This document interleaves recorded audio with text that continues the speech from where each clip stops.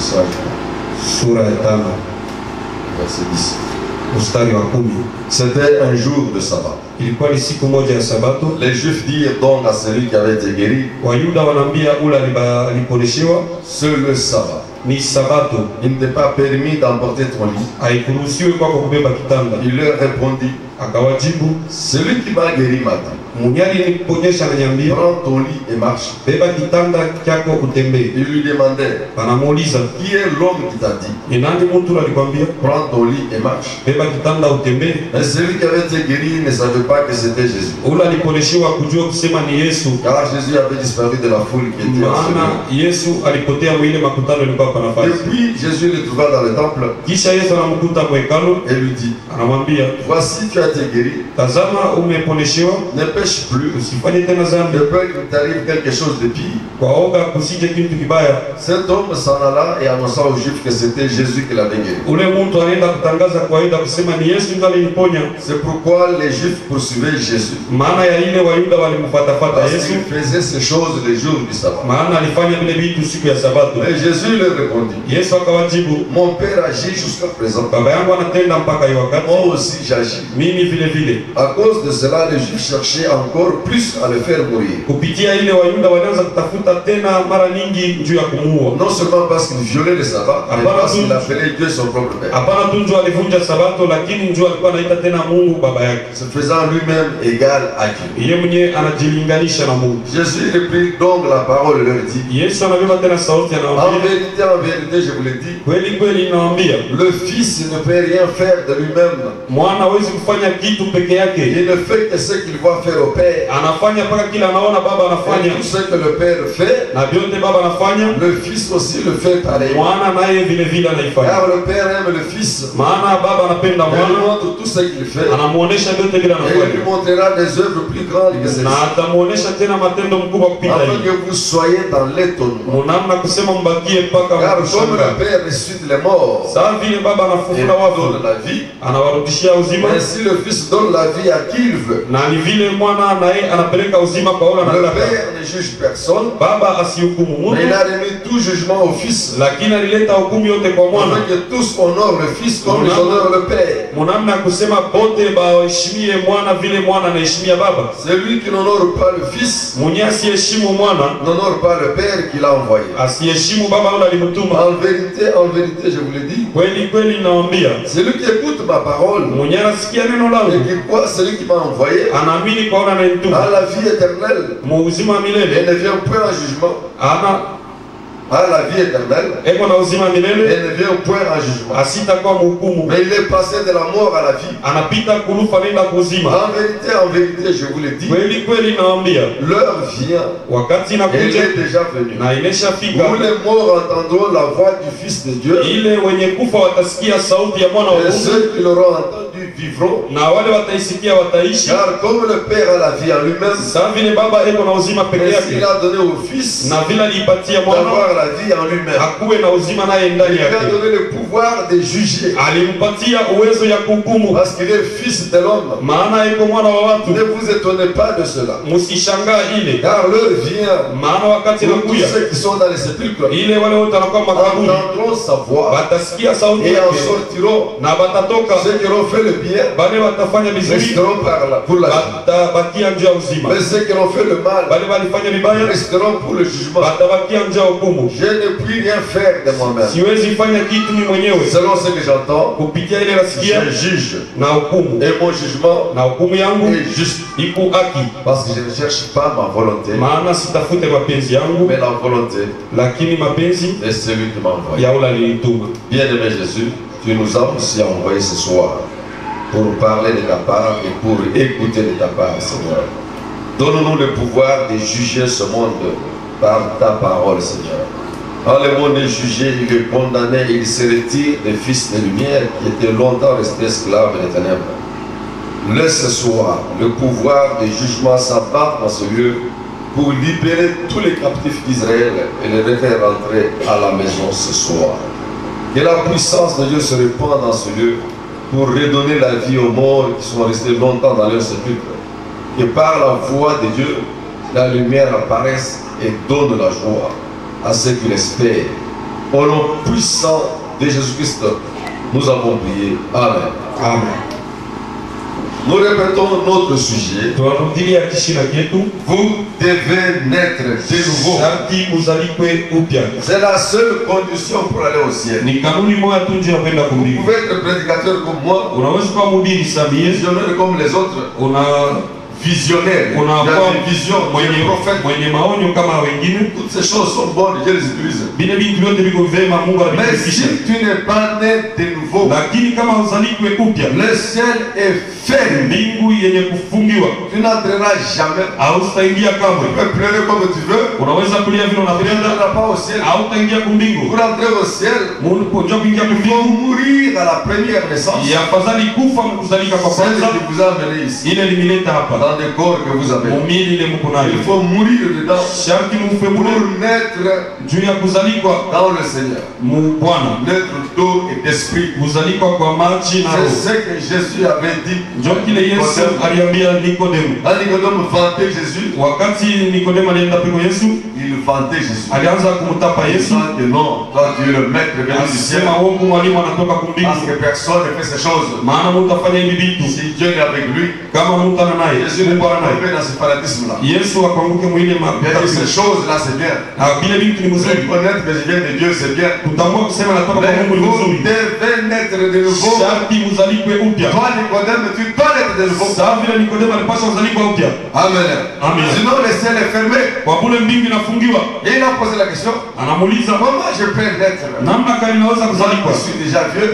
Nimeshakomea, Moi, je retournais dans le ventre de ma mère. nirudie mtumbo ya mama yangu? Non, cette naissance est mauvaise. Hapana, kule kuzalikwa ni kubaya. Naître de ton père et de ta mère, Kuzalikwa kwa baba yako na mama c'est la yako première mauvaise chose que Ni- tu as fait sur cette terre. kitu kama kibaya sana Avant que tu commences à kile. pleurer, Hapana, anaanza kulia, à mentir, kulanda, à pécher, kufanya zambi. la première chose que tu as faite de mauvais, Kile kitu kibaya kia kwanza ulifanya c'est de naître comme tu es né là. ni kuzalikwa vile Il ulizalikwa fallait pale. naître comme Jésus est né. Ifadhali kuzaliwa sawa Yesu vile Amen. alizaliwa. Dieu Amen. devait venir Mungu alipaswa kuya trouver ta mère kuonesha mama et yako, lui dire, kumwambia telle personne va naître mtu fulani atazalikwa par la puissance du Très-Haut. kupitia uwezo ya Et wajuu, pendant que maman dort, na wakati mamako le analala Tout-Puissant le couvre. wa uwezo sana namfunika, Amen. Amen. Et la mère tombe grosse, pas de ton père, na mama yako anapata mimba pana ya baba yako, mais de Dieu. yakini ya À ce Mungu. moment-là, ton père est là seulement pour te nourrir. Pale baba yako eko pale njoo ya kukulisha na kufanya kazi nyingine. Voilà comment les choses restent. Ona bingu ile ipasikuye, Mais tu as laissé ton père aller vers ta mère. Au lieu de laisser Dieu aller là-bas. na unaacha baba yako anaenda kuko mama yako pale pa kuacha Mungu ende Et kule. regarde-moi, tu es vieux, fatigué, Sasa souci. ona vile unakuwa mwenye kuzeka, mwenye kuchoka, Il huzuni t'a ya ukimya. demandé de laisser ton père. Nani alikulomba? Si moi je savais, Kama mimi nilijuaka, j'allais tuer papa. nilipaswa kumuua baba pale pale. Voici. Ni nini? Et faire descendre Dieu Na kumshushisha za Mungu. pour que je sois un fils. Njoo nikuwe mwana wa Mungu. Mais j'étais distrait quand ça s'est passé. Lakini nilikuwa mwenye kulengama wakati nilikuwa napita kama. Et il m'a mis au monde, c'est pas possible. Baranizala Dans un corps kuumia foutu. mwili moya ya mubaya kwa radika. Jésus est le seul qui a dit à Joseph, attention. Yesu yuko tu pekee akaniambia Yusufu asiye usipime. Dès avant le mariage, moi déjà, je dois être. Mimi napaswa kwenda mbele kule. Quand Joseph voulait refuser sa femme, Wakati Yusufu Jésus lui a alisema dit, c'est moi, Yesu anamwambia sasa ni mie, garde maman. umchunge mama. C'est comme ça que ça bien passé. Jambo lilipita kana. C'est ça naître correctement. Njoo kuzaliwa Nous mzuri. sommes tous mal nés. Shehe wote tulizaliwa mubaya. Qui croit comme ça? Banani banaamini hivi. Si vous ne voyez pas, vous sortez. Kama mwamini ile mtoke nje. On n'avait pas droit à écouter la suite. Hamuna na hamustahili kushikia vile vitafuata. Amen. Amen. C'est ça la parole de Dieu. Njoo neno la Mungu. Et Nicodème n'a rien compris, il a eu des maux de tête. Na Nikodemo alikuwa kichwa kinamuuma, Il n'avait jamais entendu ça. akushikia yake ile.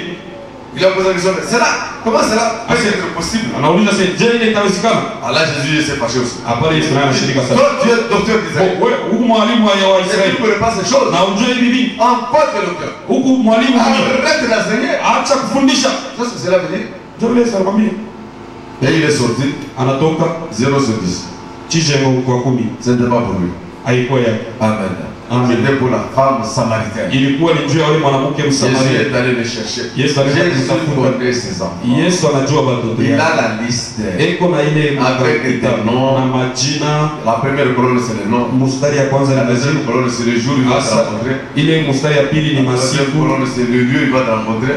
Mstari ya tatu Et ni fasi ce la qu'il kukula. va faire, tout ça c'est Na connu. vile biondo Il est atafanya. venu avec ça dans son cœur. Alikuwa na vile vitu moyo wake. Il n'y a pas de hasard. Hakuna michezo. Tu ne seras pas un enfant de Dieu Hawezi kuwa mwana wa Mungu parce que tu es venu t'asseoir ici juu na kukala et pale. apprécier la prédication. Na Non. kwa kuitikia mahubiri. Tu es enfant de Dieu parce que tu es enfant de Dieu. Huku mwana wa Mungu Même juu si huku tu es mtoto wa Mungu. plus mauvais que tous. Hata kama Mungu mubaya kupita Et bote. que tout le monde dit non, toi tu dois mourir. Na bote wanasema wewe unapaswa Parce que tu kufa. as tellement péché, tu es Maana déjà unafanya zambi unaua et que watu. toi aussi tu acceptes de mourir. Na wewe unacheka Quand kufa. tu reconnais que tu es mauvais, Ni unajua kusema na unasema niko mubaya. mais tu restes quand même un enfant. Na lakini unabakia paka Et mtoto wa il Mungu. te sauvera. Na atakuokoa. Il n'a pas sauvé Caïphe. Ashikumokoe Il kaile. n'est pas enfant de Dieu. Ashukue mwana wa Mungu. Mais il a sauvé le voleur à la croix. Lakini aliokoa wale mwivi kumsalaba. Parce qu'il était enfant de Dieu. Maana alikuwa mwana wa Mungu. C'est comme ça qu'il va à cette piscine Njoo hivyo kwenda tena biji sima. pour faire naître de nouveau quelqu'un d'autre Njoo azalishe tena mwingine upya. qui était bloqué pendant 38 ans de maladie. Mwenyewe alikuwa mwenye kufungiwa miaka 33 Il a na tout fait pour la guérison. Il a alifanya échoué. yote ndio kupata matunzo na shida. Il croyait que cette parole qui est la piscine ici, Aliamini kusema hii neno yenye kuwa quand kisima il descend dedans wakati et itashuka maji agite la malaika parole, atashuka na si kupitisha je maji. tombe dans le Kama premier, inaanguka wa kwanza mule, amen, amina, je serai guéri. nitaponeshewa. Il ne faut pas tomber après. Hapana kuanguka Les kisha, gens ont peur de tomber les premiers. maana watu beko na boga ya kuanguka Ils wa kwanza. regardent, est-ce que vraiment c'est la vérité ou Beko pas? na karasi ni kweli au hapana? Cette chose-là, vraiment, est-ce que c'est ça? Vile vitu viko ndio Laissez voir un peu les autres commencer. tuache mbele vingine Si baanze. ça marche, Kama vinaendeka alors nous allons aussi na tomber sisi là. tutaanguka Tu ne mbele. guériras pas. Hautaponaka. Tu dois avoir le courage de tomber les premiers. Utapaswa kuanguka wa kwanza mule. La foi n'est pas une foi d'occasion. La foi. Njia aina imani aina njia ya bahati. Comme les habits d'occasion. Sa vile Quelqu'un a déjà porté. manguo ya mtu alishavala Toi aussi tu portes. na wewe La kishavala. foi n'est pas comme ça. Imani haina vile. La foi, Imani. c'est pas que Dieu a fait quelque chose avec quelqu'un. Anasema Mungu alifanya Là, mtu si tu imites, wewe na unafadhilisha. cette foi-là n'est pas la vraie foi. Ile imani haina ya kweli. La vraie foi, Imani ya c'est mzuri une chose que personne n'a fait avant toi. kitu mtu ayafanyaka kumbele yako. Tu es le premier. Wewe uko wa kwanza. Tu regardes derrière toi, Unaangalia kumgongo, personne n'a fait ça. hakuna mtu ashafanya ile. Kumbele yako Personne ne fait là. mtu ayafanyaka. Et Dieu te dit, Na Mungu c'est anakuambia la chose ni kitu que tu crois. amnamini. Ça, c'est tomber le premier là. Ile ni kuanguka mwa kwanza. Mais vous préférez croire des choses déjà passées. Mwana unapenda kuamini vitu vishakupita kana. Et vous aimez, c'est ce que vous chantez dans les chansons là. Ndio vile vitu tunaimba On kama. chante Moïse. Ça sont des choses passées. Tu veux tomber dans l'espace de Moïse. Unapenda kuamka vitu ya Tu Mungu. sentiras la fraîcheur de l'eau. Utashikia ile baridi La ya chaleur maji. va quitter. Mais tu n'auras pas la guérison. Lakini hautakuwa na matunzo. Amen. Amen. Noé devait faire l'âge. Noa alipaswa kujenga C'était sa foi. chombo. Ilikuwa ni imani yake. Avant lui, personne n'avait fait. Mbele yake hakuna mtu alijenga chombo. Moïse devait faire le temple dans le désert. Musa alipaswa kujenga hekalu Avant mzuri. lui, personne n'a fait. Mbele yake hakuna mtu. Jean-Baptiste Yohane devait noyer les gens dans les eaux. alipaswa kutwanga watu mai. Noyer. Kuwanausha watu, kubalobalisha watu mai. C'est pas comme ça. Ah. Kuwatumbukiza mai. Alléluia. Amen. Avant lui, personne n'a fait ça. Mbele yake hakuna mtu alifanya ile. Alléluia. Amen. Moïse n'avait pas fait le baptême. Musa akafanya baptismo. Mais Jean-Baptiste a cru. Lakini watu Et c'est la parole. ni neno. Amen. Amina. Et il l'a fait. Alifanya. Maintenant, vous, Sasa mwe vous bloquez ceci. mnabamba Il hii. n'y a pas de foi ici. Hamuna imani huko. S'il y a l'histoire de la foi, Mungu ni hadithi ya imani. on a besoin de l'histoire. C'est bien. Pour connaître comment nos ancêtres ont marché. Njoo ya kujua bakaboni batembea je. Alléluia. Amen. Mais la foi, Lakini imani Dieu te dit quelque chose ni Mungu que anakuambia tu kitu n'as jamais entendu. kila uyashikiaka Et tu crois. na wewe unaamini. C'est-à-dire qu'il n'y a pas un ancien Ni kusema qui kuna va wazamani te confier. kule unaweza kwenda kwenda Oh, kwa on a Dieu, on a Komaji hadi kwa L'ancien n'a pas vécu ça. wazamani akuishi ile. Il ne sera pas t'enseigner. Hasta hiyo Il va te anayefundisha décourager. Il va dire, en tout cas, kesha tu as vu ça. bila uliona Ce n'est vile. pas dans la Bible. Abina Biblia. C'est quoi la Bible? Ni nini Biblia? Jean-Baptiste, le gars, il voyait les gens dans les eaux là. Yohane wakati alikuwa anatumbukiza watu. Il a vécu quelle Bible? Aliyasoma Biblia kani? Vous connaissez la Bible, il l'a lu. Mnajua Biblia ile alisoma? Alléluia. Amen. Maintenant, l'agneau immolé. Sasa kondoo mwenye kutundika. Quand il est allé mourir dans la croix, vous avez déjà vu? Wewe wakati anakufa umeona Quelqu'un peut ushakuona kama nettoyer le péché comme ça. Mtu anaenda kusafisha dhambi vile. C'est original. Ni ya upekee ya kwanza. Ça a toujours été original. Inakuwa mpaka ya kwanza. Le premier à tomber dedans. Unakuwa wa kwanza Et ça kuanguka te mbele. donne la vraie guérison. Na inakupatia matunzo ya kweli. Si tu imites celui qui est tombé avant toi, Kama unafuatilisha na ramuka kumbele yako, tu auras le rafraîchissement. utakuwa tu na ile baridi. Ça va t'enlever beaucoup de choses. Itakutosha hivi La nini? guérison, tu n'auras pas. Sasa matunzo utakuwa nayo. Amen. Amen. Donc nous ne venons pas ici pour imiter les gens. Shatukuja pande kufuatilisha bado. Non. Hapana. Nous nous imitons nous-mêmes. Shetu tunafuatilisha shewe wenyewe. Dieu nous révèle, nous croyons. Mungu Et anatufunulia nous tunaamini avons les résultats. na tunakuwa na matokeo. Cet homme avait cette foi-là. Huyu mtu Il alikuwa na faut imani. tomber le Ni premier. afadhali kuanguka wa kwanza. Il a essayé, Alipima, il a échoué. anashinda. Ce n'est pas qu'il ne croyait pas. Ana kusema sikuamini, Il croyait, aliamini, il a tout fait. alifanya wake Ça mote, n'a pas marché. amekwendeka. Amen. Amina. C'était prévu comme ça. Ilitayarishiwa vile njia. Essaye comme tout le monde. Kubakia Quand sababu les autres essayent, ça marche. wakati Quand bakabila on mapima essaye, ça iendeka, ne marche pas. yeye kama anapima iendeka. Pourquoi? Parce que Dieu lui réserve l'original. Maana Mungu anamchungia kia kwanza. Il te laisse imiter les autres, Alipima kufuatilisha wengine, mais ça ne marche pas. abiendeke. L'autre va dire, mais c'est quoi? C'est la malchance. Ni Dieu ne m'aime pas. ni bahati mbaya Mungu Il asinipende. t'aime plus que tous les autres là. Anakupenda kupita wale wengine. Tous ceux qui imitent là, ça marche. Wale watu wanafuatilisha Dieu vinaendeka. ne les aime pas vraiment. Mungu asiwapende C'est zaidi. toi que Dieu aime. Ni wewe ndio Mungu anapenda. Mais ça ne marche pas. Wakati unaona kiendeke, Pourquoi? juu ya nini? Il te réserve l'original. Ni Que mbele les wachungie autres ne kwa kwanza. connaissent pas. Wengine bachue. C'est comme ça qu'il a trouvé. Ndio vile alipata hii. Veux-tu être guéri? Unapenda kuonesha Puis il a répété les choses que tout le monde imitait. yeye anarudilia vile vyote Il watu y a de l'eau wanafuatilisha. là-bas. Kulikuwa mai La kule, vraie parole de Dieu. neno la Mungu ya Dans cette mzuri, porte de brebis. mwile mlango ya kondoo, L'ange puissant descend. malaika wa uwezo wanashuka, Et il déclare, fini la maladie. anatangaza magonjwa yanaisha. Le premier qui tombe, Wa kwanza wanaanguka, il est guéri. Et anaponeshewa. moi, je n'ai personne Na pour mimi tomber sina le na premier. mtu njoo nianguke wa kwanza. Pourquoi? Juu ya nini? Parce que pour lui, il ne devait pas guérir comme ça. Maana yeye akupasha Il kuponeshewa n'est hivi. pas là pour imiter les gens. Mshikwe pale ndio kufuatilisha watu.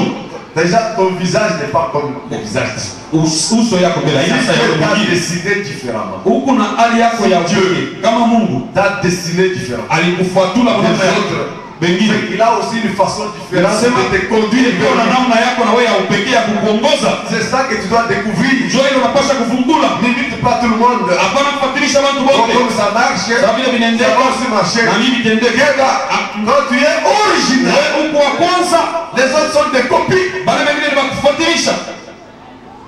Dans cette piscine ici, Mwingi sima. il y a eu un jour Kulikuwa siku moja. où l'ange est descendu le premier jour. Ule siku ya kwanza.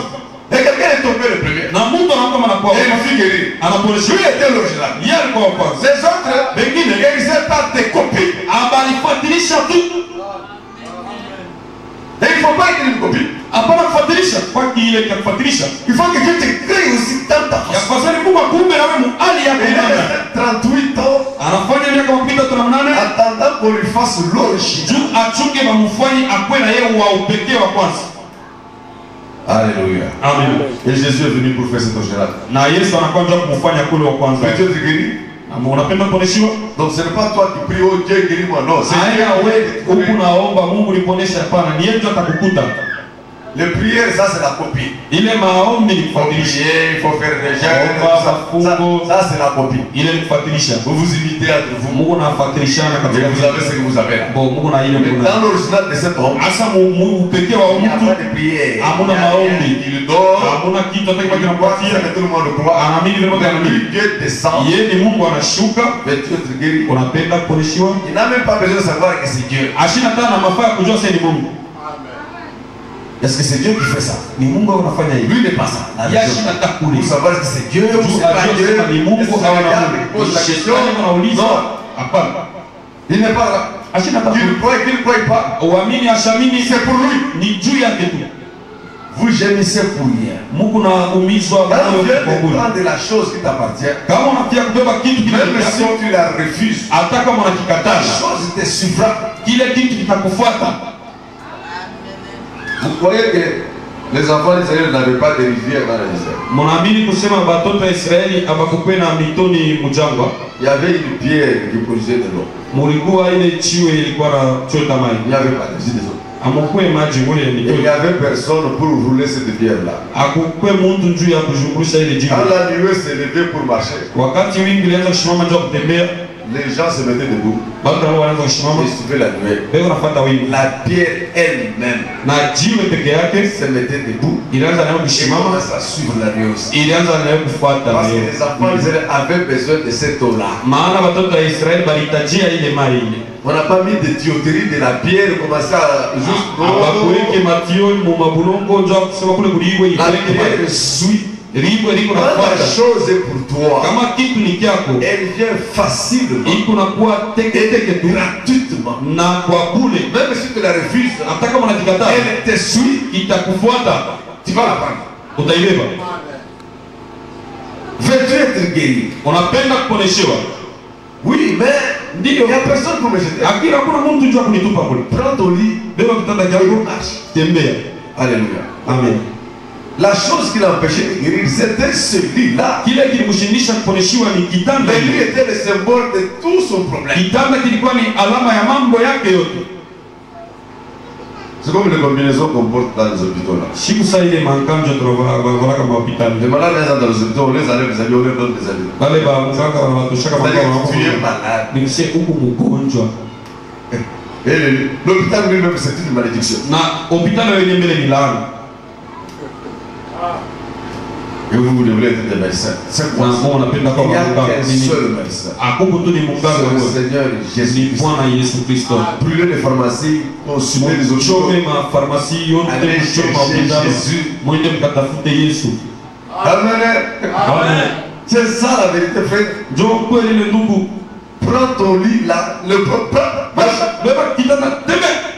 Dans un geste simple de tous les jours. Mkutenda tu kwa teketeke kwa kila siku. Dieu vient, il cache la guérison. Asa Mungu anakuwa anakuchia N'attendez pas kama des choses spéciales. usichunge vitu moja vya C'est le kushangaza. diable qui aime ces choses-là. Ni shetani anapenda Des vile choses qui vitu. vous embrouillent, qui impressionnent. Kuruka Dieu vinashindusha. viendra Mungu anakuwa et pale. se cachera Anakuchika dans quelque chose de simple kile kitu cha teketeke tous les jours. ya masiku Et yote. cette fois-là, Asa ça yetu sera Dieu qui vous itakuwa demande ni de faire. Mungu ndio anakubilomba muifanye. Tu peux avoir le sida. Unaweza kuwa na magonjwa ya sida. Dieu te dit, prends un verre d'eau. Unabeba tu veri ya Dieu maji. te dit, prends un verre d'eau. Mungu anakwambia beba veri ya maji. Ne dis pas que j'ai subi cette eau tous les jours. Hapana, Qu'est-ce sasa que ça va faire? kama maji kila siku itafanya. C'est la parole qui guérit. Ile ni neno ndio inaponeshaka. Amen. Cette parole-là qui dit, prends un verre d'eau. Ile neno nasema beba maji Dans ukanywe. cette parole, il y a la guérison Muko de matunzo ta maladie. ya ile magonjwa yako. C'est la parole qui guérit. Ni neno iko Pas le naponesha. geste que tu fais. Hapana kutenda kwako. Le geste que tu fais Kutenda kwako te prouve que tu as accepté la parole. inaonyesha kusema unachikia neno. Amen. Amina. Prends ton lit et marche. Beba kitanda chako tembee. Il a pris son lit et il a marché. Anabeba kitanda chake na Il ne anatembea. savait pas qu'il allait guérir. Hakujua kusema alipaswa poneshewa. Amen. Amen. Si tu ne sais pas que la quinine guérit la malaria, Kama hujua kusema kinini anatunza malaria. toi tu as la malaria. Wewe kuna malaria. On te dit prends cette quinine ici. Wanakwambia beba hii On dawa. te dit même pas qu'il va te guérir de la malaria. Abakwambia hata si itaponesha malaria. Tu vas guérir. Utapona. Parce qu'il y a la puissance pour Maana la malaria. Mungu uwezo mwile neno. Dans prendre le lit et marcher, il y avait la puissance qui guérit cette maladie. Mule mkubeba kitanda na utembee mulikuwa uwezo Même ulikuwa si naponesha ile tu ne dis magonjwa. pas que tu vas guérir, Hata kama mais unaambia utapona. tu prends cette chose, Sababu unaambia kile tu vas kitu guérir. utapona. L'importance de la parole est capitale. Bei ya neno ile ya mulimo zaidi. Qui parle, c'est ça le problème. Nani yeko nasema? Ne raisonne pas sur les mots. Hapana kufikiria kwa masemo. Si c'est Dieu qui parle, Kama ni Mungu anasema, la guérison, la solution de problème est dans cette jibu parole. wala matunzo ile mambo iko muile neno inatoka. Il était surpris. Alishtuka na Et yeye il a marché. wakati alitembea. La guérison était là. Matunzo ilikuwa mula. Et Jésus a disparu. Na Yesu anapotea. Il a pris son lit. Anabaki Il est kitanda à la chake. maison. Anakuja kwenye Mais comme c'était en Israël, Sasa vile kwa Mwisraeli, il y avait les contrôleurs du jour de sabbat. kulikuwa wale wa kuangalia ile siku ya Sabato. Parce que comme Dieu avait donné la loi de Moïse, Sasa vile Mungu aleta sheria ya Musa, ne vole pas, ne va pas de lumière, le jour de sabbat, ne travaille pas. Il y a des policiers huku bale ba polisi, bale ba ndugu qui sillonnent les rues beko na shughuli kama pour barabara. s'assurer que tout le monde applique la loi de Moïse. Juu ya kuhakikishia kusema wote wanatumikia Si on sheria ya Musa. découvre le jour du sabbat, Kama nakukuta siku vous ya allez Sabato, creuser le puits, huku na chungula vous kisima, les travaillez, on met la main sur toi, ana mibamba, on t'abat. banakuwa pale. C'est le sabbat. Ni Sabato. C'était ça le boulot. Ndio kama mambo yako, makazi yako. Contrôler le sabbat. Kuangalia tu Sabato. Maintenant, lui, Sasa il yeye était tout fier alikuwa d'avoir wakavaa son lit. juu ya kubeba kitanda Parce que chake. c'est dans cela qu'il y avait la guérison. Maana ni mwili ndio mlikuwa matunzo. Certainement, il ne s'est pas soucié c'était quel jour. Asikuwe na huzuni ya kusema ni siku Pour lui, gani. c'était le jour de sa guérison. Yeye Un point, un point. kwake ilikuwa ni siku ya matunzo kunesha pale. Soit lundi, mardi, sabbat Ikiwa ou pas ukasipoya sabbat. mkastano Lui, wewe c'est le Sabato, jour où il est guéri. yeye ni siku yake la kuponeshewa. Il croise ces chiffres-là. Anakutanishana na Wayuda wale. Il ne t'est pas permis de prendre ton lit. Haikuruhusiwe wewe kitanda kyako. C'est le sabbat. Ni Sabato.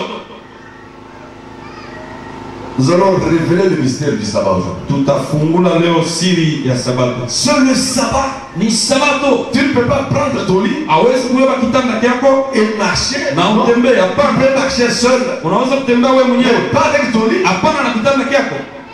Et lui répond, Yeye anajibu, c'est lui qui m'a guéri. ula aliniponesha. Amen. Amen. M'a dit, Ananiambia prends ton lit et beba marche. kitanda kyako utembee. En tout cas, il n'était pas question de sabbat. Ubiota ikuwe mambo Il ya était Sabato. question de guérison. Ilikuwa ni mambo ya matunzo. Je prends mon lit et je Kitanda marche. kyako unatembea. Et ça va. Na vinaendeka. C'est qui t'a dit ça? Ni nani ule alikwambia vile?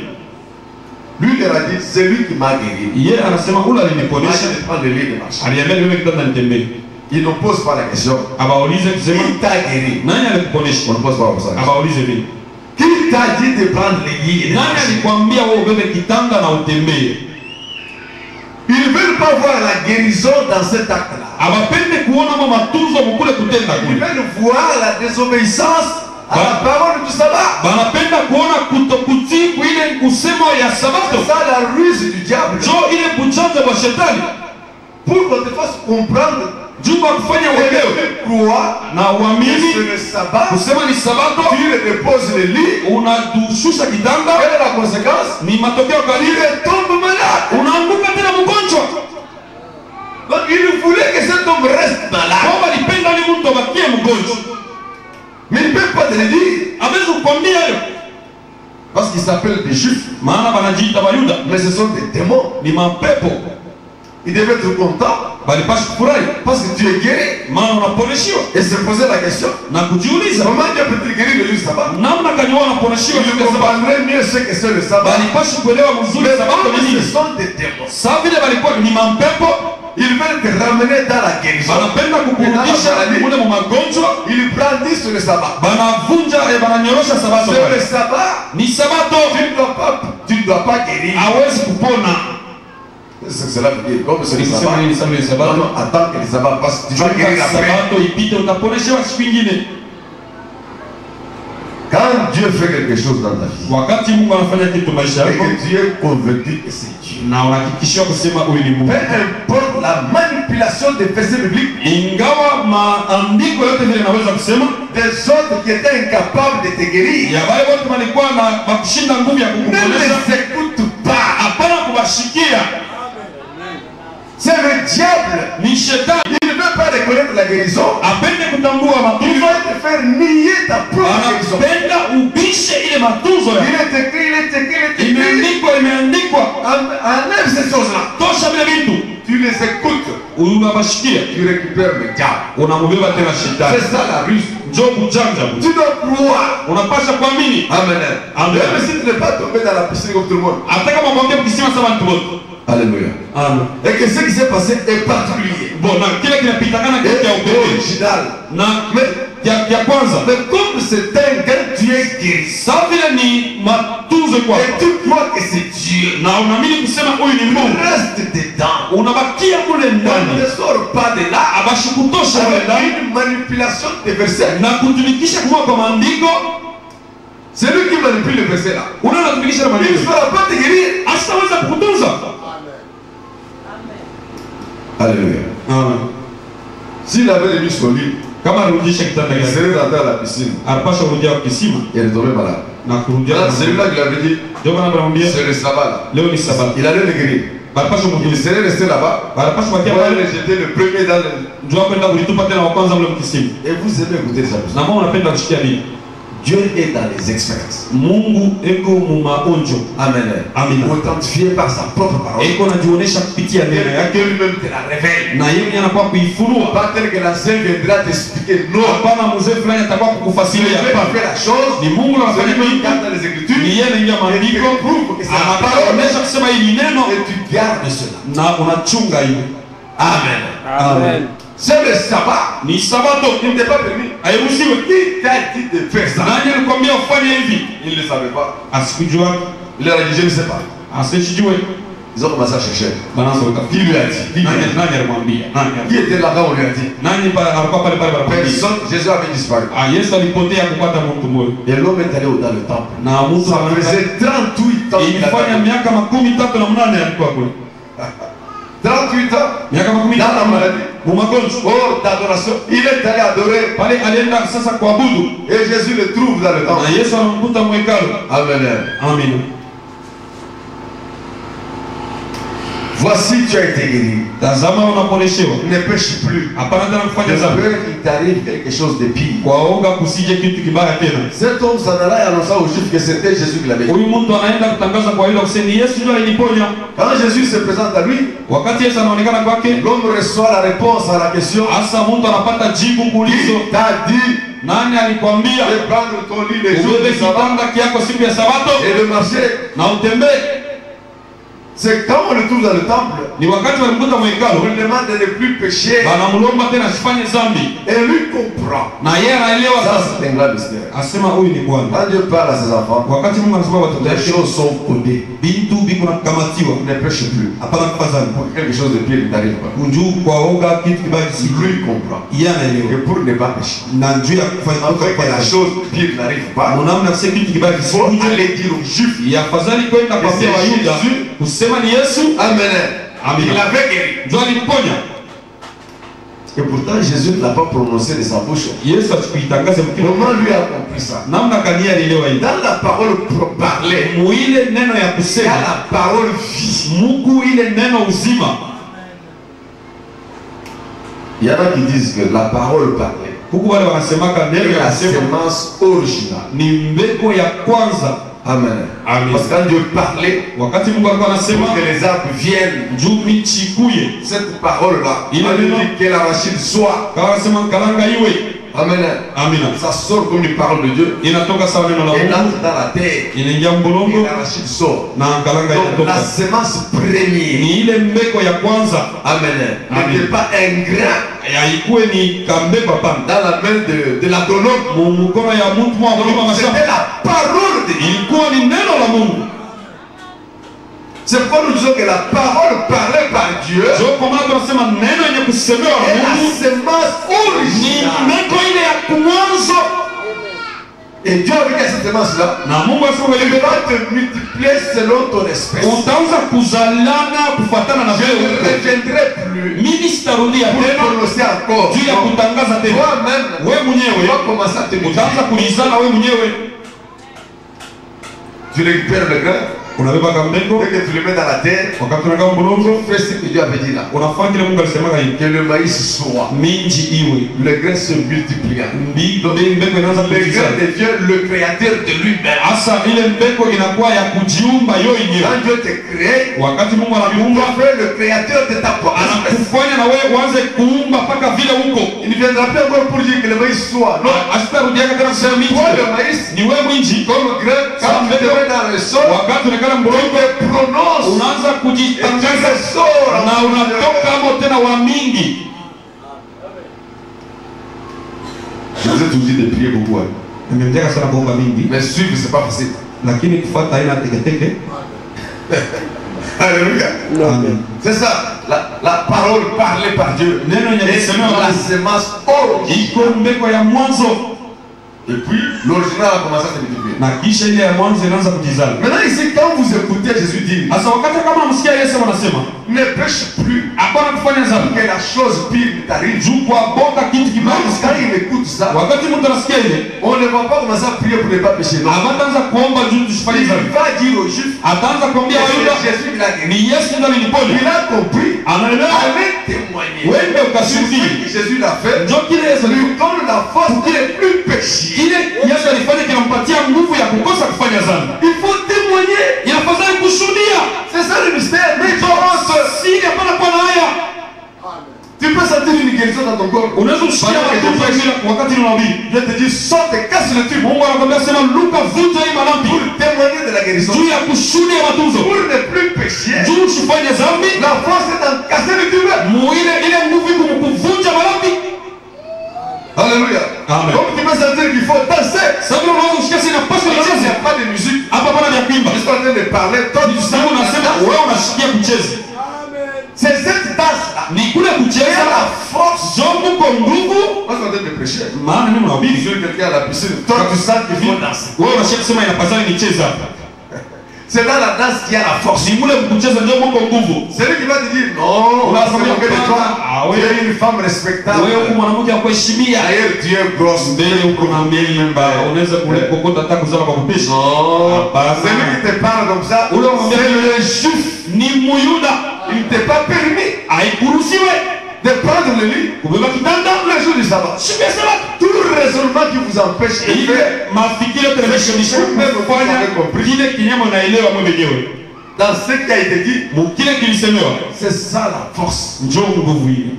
Amen. Amen. Alors tu comprendras que la parole cachée dans la parole parlée, parce qu'aller dire aux Juifs que c'est Jésus qui l'a guéri, cette chose-là était cachée dans ne pêche plus que la chose pire est arrivée. Quand il a écouté ça, il a compris, il fallait témoigner. Donc aller témoigner était caché dans ne pêche plus. Dis quoi comme ça? Avant qu'on puisse faire la conclusion. Donc la parole cachée, la parole parlée, est la vie, et la semence originale.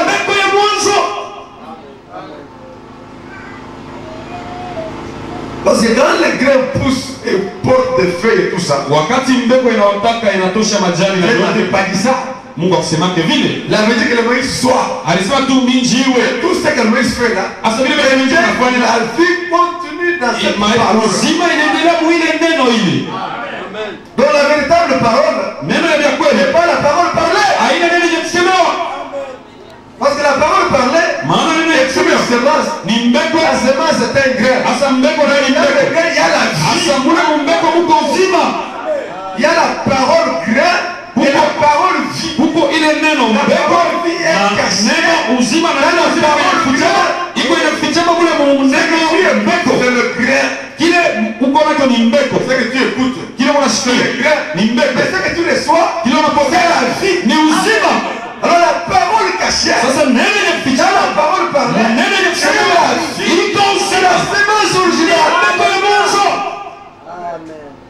C'est ce que nous mettrons dans nos brochures, alors aussi nous devons les traduire.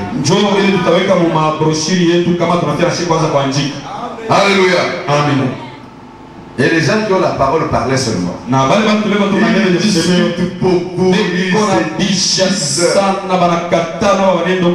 Parce qu'ils négligent la vie qui est dans le grain. Et la vie ne se prononce pas.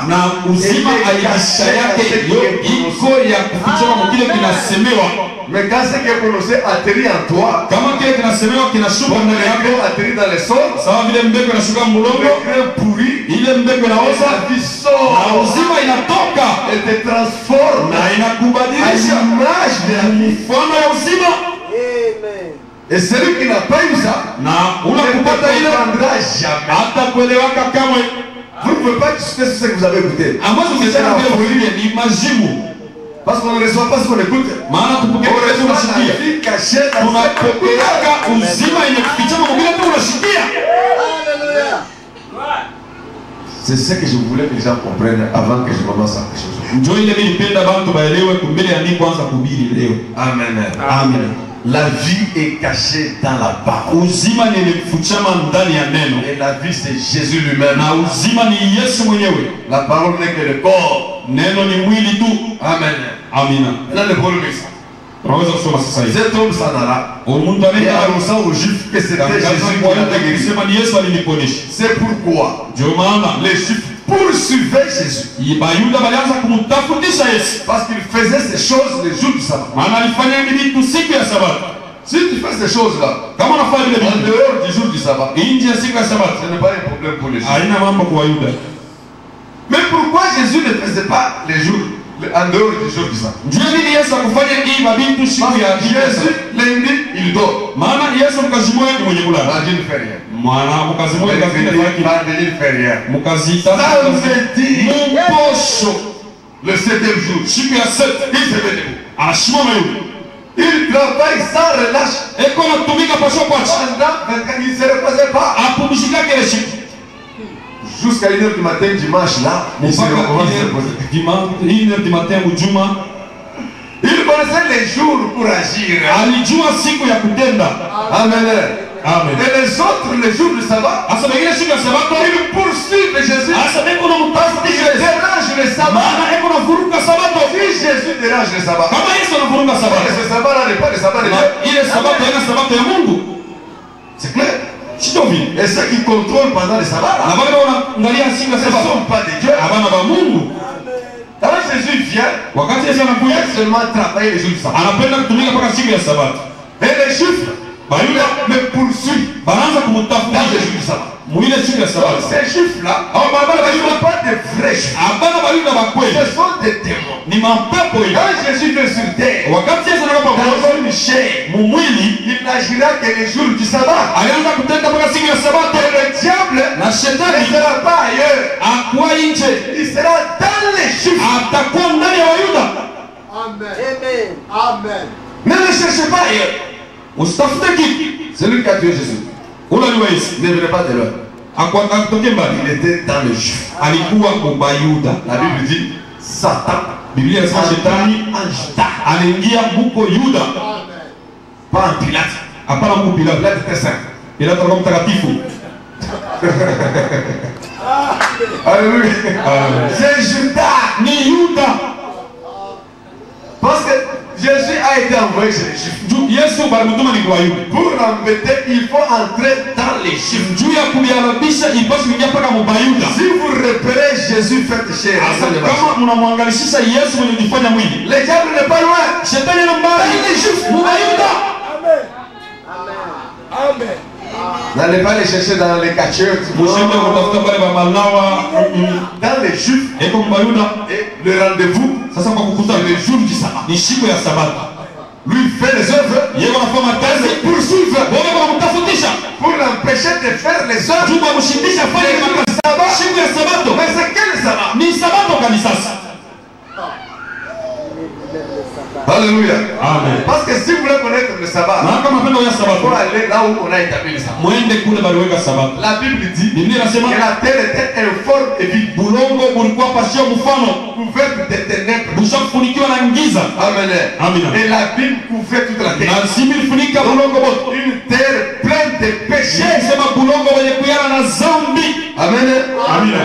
Et Dieu descend. Na Mungu Il anashuka. commence à travailler cette terre-là. Anaanza kutumika sasa hivi. Il le sort de cette éternité démoniaque. Anaitosha mwile milele ya Il kimpepo. commence le premier jour. Anaanza siku ya kwanza. Deuxième jour. Siku ya pili La terre commence à être transformée. bulongo bunaanza Et kubadilika. au septième jour, Usiku ya la saba terre est parfaite. bulongo bunakamilika. Et Dieu appelle ça Na Mungu anaita ile le sabbat. sabato ya Mungu. Le sabbat de Jésus. Sabato ya Mungu maana La yake terre est parfaite. bulongo bunakamilika. Elle est sortie. Bunatoka Les ténèbres. kuingiza. Elle a travaillé. Mungu kutumika. Et le septième jour, Usiku ya saba elle est parfaite. inakamilika. Elle n'est jamais rentrée au premier jour. Haiyarudiana kusiku ya kwanza.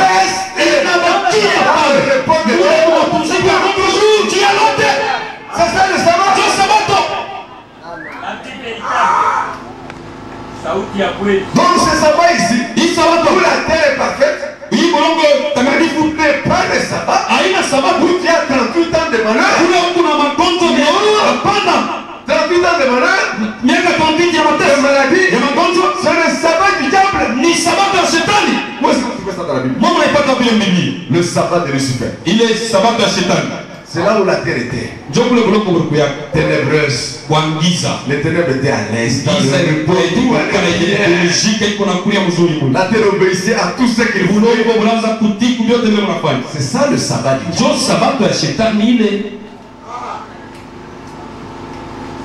Et quand Jésus vient pour les malades et les astropiés, il va où? Dans le sabbat du diable.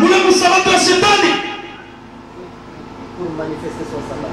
Pour te sortir de là. Te travailler et t'amener dans son sabbat.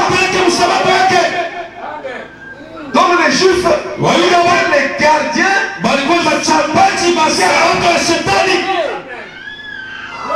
Alléluia. et ils ont transformé les sabbats de Dieu en sabbat du diable. Quelle ruse. Et tout le monde croyait. C'était le sabbat de Dieu. Le seul qui savait que ces gens ne sont pas dans les sabbats de Dieu, c'était Jésus. C'était dans les ténèbres, dans les problèmes, dans les soucis. Et observer un jour, ils appelaient sabbat. Le sabbat n'est pas un jour. Le sabbat c'est une éternité. Quand vous entrez dedans, vous ne sortez plus. Ce n'est pas un jour. Dieu avait donné un jour comme type. Mais la vérité du sabbat, c'est une éternité dans la perfection. Et il y a deux sabbats. Le sabbat du diable, le sabbat de Dieu. Et ça, le diable ne veut pas continuer. Lui passe pas du sabbat. Il appelle sabbat de Dieu. Alors que c'est son sabbat. Voilà la ruse. Il va vous mettre dans des problèmes sérieux. Qui est son sabbat. Et il refuse que Jésus vous enlève. En prétendant que c'est le sabbat. Une éternité de perfection. Il y a la sorcellerie, il y a la maladie, il y a la magie. Le sabbat du diable. Curieusement, le gardien de ce sabbat du diable, ce sont les serviteurs de Dieu.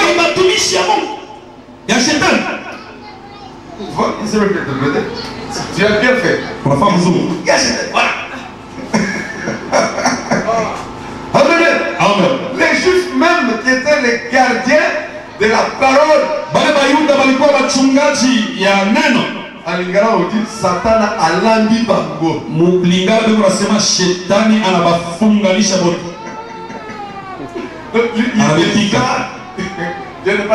Il vous embrouille, il vous travaille, vous ne comprenez rien. Il change le sabbat de Dieu. Vous posez sur la croix, vous les gardiens du sabbat de Dieu. Vous devenez les gardiens du sabbat de Dieu. Mais quand Dieu vient, pour sortir de là, vous avez dans son sabbat. Amen. Faut pas jouer avec le sphère. La Bible dit, les serpents étaient les plus rusés de tous les animaux. Pour être au-dessus de ce serpent-là, pas cesser d'être un animal, devenir Dieu. Si tu es l'animal, tu n'es pas Dieu. Je ne dis pas de la part de cet esprit, non. Parce que les gens qui ont cet esprit sont des animaux qui ont cet esprit.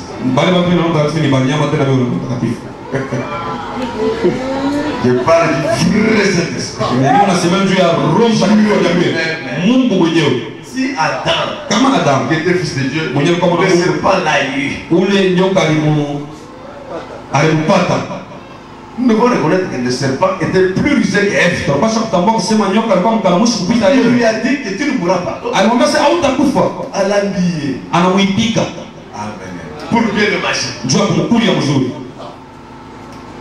Donc déjà au commencement, si vous trouvez que même Adam, dans cette condition de perfection là, il était plus bas que la ruse.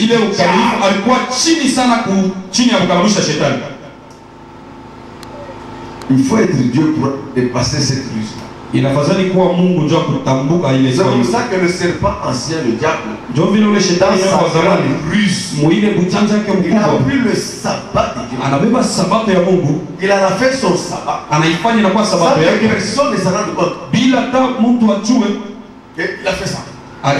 Et il prend les serviteurs de Dieu, gardien du sabbat de Dieu, pour en faire gardien de son sabbat.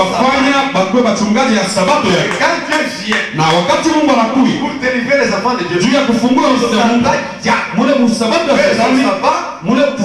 les gardiens même,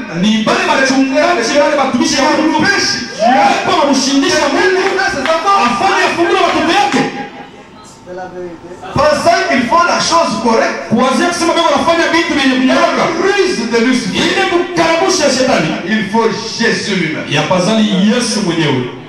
Vous ne saurez pas. Il va changer les choses. Vous ne verrez rien. Les gens étaient malades. Et vous parlez du sabbat. Il n'y a pas de sabbat. Le sabbat, c'est Jésus lui-même. Alléluia. Amen. Il vous trouve informe et vide. Partout. Et vous parlez que vous êtes dans le sabbat. Mais le sabbat est lui. Le sabbat du diable. Il règne sur vous tranquillement. Et vous pensez même que c'est Dieu. Alléluia. Amen. Qui peut changer ça? Si Dieu lui-même ne vient pas dans une chair humaine. Amen. Parce que dans l'esprit des enfants de Dieu, ce n'est pas tellement le sabbat du diable. Parce que le Saint-Esprit entre quand même dedans. Il doute quand même Dieu. Amen. Quand tu es l'enfant de Dieu, Dieu peut te visiter quand même. Dans ton esprit, dans ton âme, le diable ne joue pas tellement là-bas. Ce n'est pas tellement dans son sabbat. Mais dans ce corps, ici, même le grand Paul lui-même a dit, le bien que je veux faire, je n'y arrive pas. Le mal que je ne veux pas, je le fais. Qui me délivre ce sabbat du diable. Ici il est tranquille. Il y a une tombe pour toi. Tu peux monter dans la nuée, descendre avec les sauts. Il y a une tombe pour toi. Ça c'est le sabbat. Ici il est tranquille.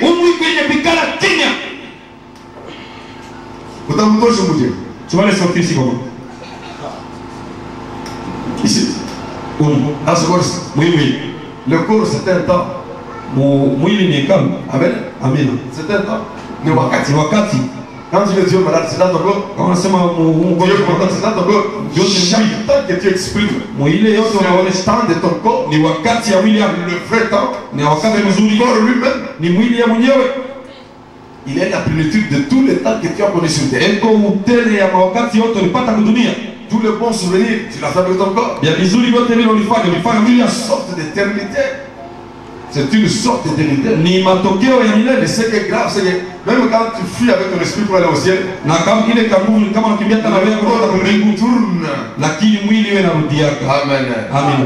Où tu es. Et ce qui va au ciel, c'est seulement ceux qui avaient reçu Dieu là. Cette petite âme là. Le reste. Amen. Retourne chez le chef.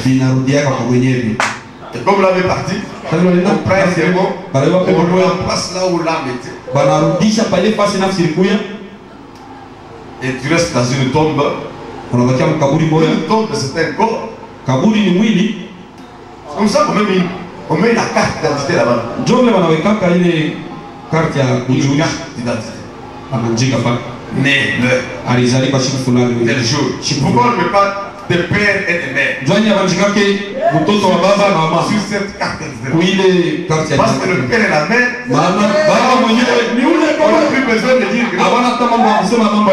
quand tu étais sur terre, Wakati uko mdogo tu avais une mère. wewe unasema kama moyo mbia bongo. Tu retournes à ta mère. Unarudia kwa mama À yako. ton père. Ah, baba yako. C'est un mystère. Les tombes vivent. Makaburi inaishi. C'est pas vrai que les gens qui ont de l'argent, qui vont les fétiches vont là-bas. Bale watu weko na makuta bila fama la wanaendaka kule.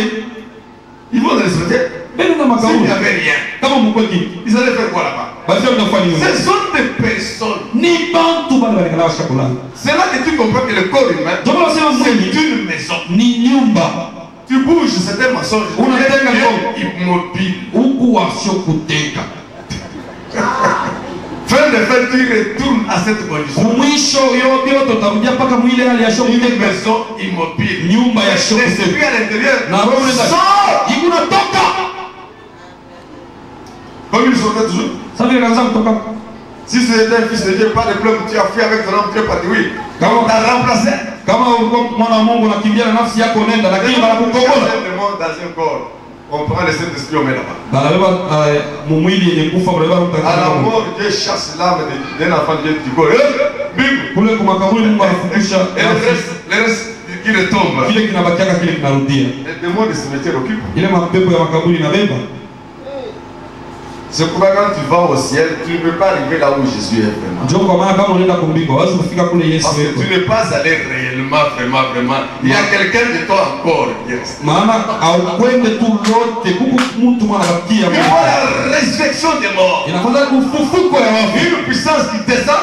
Ile uwezo inashuka Qu'est-ce que cette na chose? inaenda kutosha ile kitu mule ndani. Pendant que tu descends du ciel, Wakati roho unashuka kumbinga. sors de la Na tombe. wewe unatoka makaburi.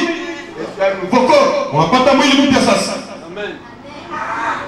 Voilà pourquoi ceci est le sabbat du diable. Muone sasa vile hii ni sabato ya shetani. Et Jésus, pour détruire ça, Na Yesu pamoja il hii vient dans un corps. eko na kweli mwili Le repos de Dieu, mapumziko ya le Mungu. sabbat de Dieu, Sabato ya Mungu la parole chrétienne, neno lenye kufanya mwili. le vrai sabbat. Sabato ya kweli. Celui qui peut te prendre dans ton sabbat du diable là-bas, Unaweza kuweza kwa sabato ya shetani na entre lui, kuweka ndani ya dans son sabbat. msabato yake. Tu ne peux plus mourir. Hawezi tena kufa. Tu es totalement délivré. Unafunguliwa wewe wote. On nous parlait de résurrection des morts. Abakanza kusema mambo ya Si kufika vraiment kwa tous ces gens-là étaient au ciel, on allait dire la descente des saints. bapaswa wanasema kushuka kwa watakatifu. Mais pourquoi pas de résurrection? Donc ils sont dans les tombes. Kama wewe unasema njoo ufufuke ni mseme kwa makaburi. Alléluia. Amen. Ils sont dans les tombes Beko mu makaburi. avec leurs démons. Dans les Beko tombes. yabo kule Et ils makaburi. le savent. Banaijua. Plus il y a beaucoup de démons ici, Sasa vile mapepo mingi humu. moins tu montes vers Dieu. Wewe unapanda kidogo pale. Tu dois avoir beaucoup construit ici pour que tu aies. Mais tu ne peux pas. Unaweza kuchuma vya mingi hapa nyumba. Qui va te développer. Lakini hautafika kule utabakia tu kimoja kitakuchuma. Quand nous descendons, quand ils vont descendre, Wakati ndio itaanza kushuka. ils brisent tout ce qu'il y a dans la vie. Iko navunja sasa ile yote mule ndani. C'est en brisant ça, ils Mkuvunja ile développent un corps de iko milieu. nafanya mwili ingine ya kimwili Le ile sabbat de Dieu. ile sabato ya Mungu. Le 7e jour. Siku ya saba. Amen. Amen. Amen. C'est pourquoi les démons, dans les juifs, Maana njoko maana mapepo pour muwayuda suivre Jésus, iko natafutisha la Yesu parole, mwenye dans kama le neno vrai sabbat. mwile sabato ya vyakula. Jésus faisait les jours du sabbat de Dieu Ile inayofanya sabato ya Mungu en brisant les jours du sabbat du diable. kuvunja ile siku ya sabato ya shetani. Alors quand on veut te retenir dans la maladie, Sasa kama unapenda kuchunga magonjwa, il ne t'est pas permis de prendre le lit. haikuruhusiwa kuweka kitanda siku ya sabato. Tout est vrai. Yote ndio La seule lazima. chose qui est faux, Mobile il bibi fallait ajouter les jours du sabbat du diable. mwile siku ya sabato ya shetani ipaswa kuongeza kwa hivi. Le diable coupe toujours Shetani anakataka watu. pour que les choses paraissent bien alors que Juu c'est vitu faux. vionekane kwa mzuri lakini ni vibaya vya Mungu. C'est pourquoi les Juifs poursuivaient Jésus. Parce qu'il faisait ces choses le jour du sabbat. Quand Jésus fait ces choses-là, le jour de leur sabbat, il est en train de détruire leur repos. Détruire le repos des démons. Le repos des démons, c'est-à-dire quoi? Le démon est à l'aise, il fait ce qu'il veut, il sorcelle, il est au repos, rien ne l'embête. Tout marche bien. Il appelle ça le sabbat. Mais il n'est pas sérieux. Il veut dire le sabbat de Lucifer.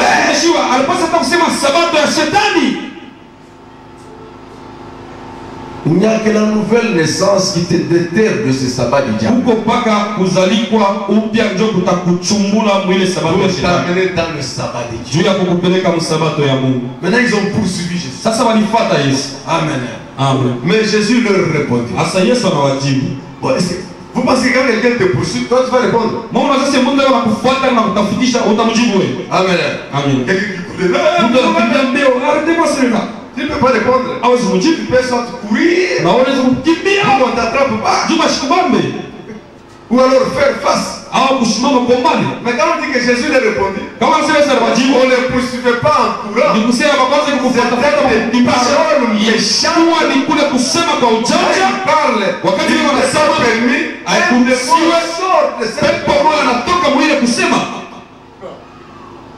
Quand tu l'écoutes, le démon te pénètre. Il ne faut pas le faire.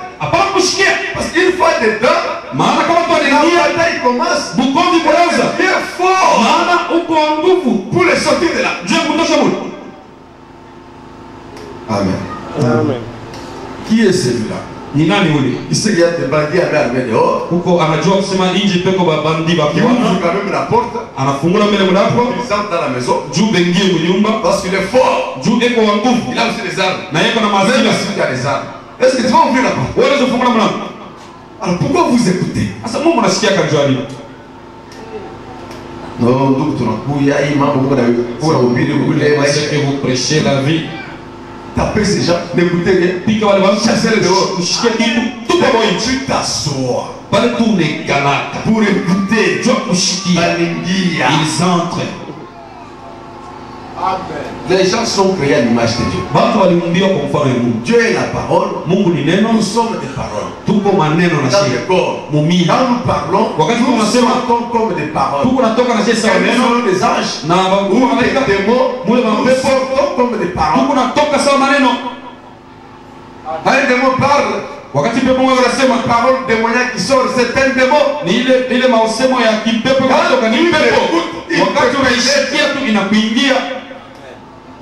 Est-ce que tu as la force pour le faire sortir? Si déjà un homme censé ne va pas ouvrir la porte, alors pourquoi toi tu écoutes? Avant d'aller écouter, soyez sûr que c'est Dieu que tu vas écouter.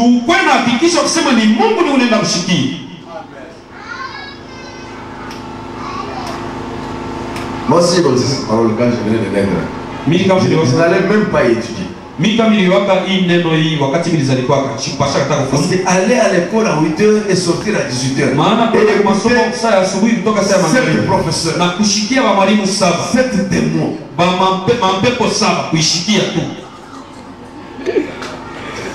Les démons de la science, ou de la géographie, exercice politique, civisme.